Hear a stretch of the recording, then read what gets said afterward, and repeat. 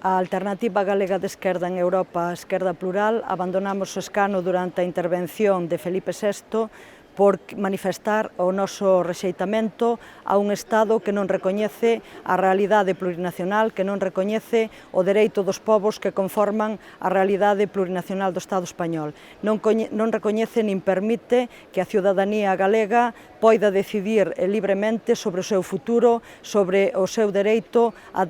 autodeterminación, sobre o seu dereito a decidir o que quere ser no futuro. Por outro lado, decir que abandonei tamén o escano en disconformidade con un rei que foi posto por herencia, que non se deu en ningún momento opción á cidadanía a decidir se quería continuar ca monarquía ou se quería a república. E decir finalmente que non hai absolutamente nada que celebrar nestes 30 anos de Unión Europea, que Galiza atópase nunha situación onde os seus sectores productivos foron destruídos, están sendo destruídos, onde a industria se está pechando, onde cada vez hai menos postos de traballo, onde a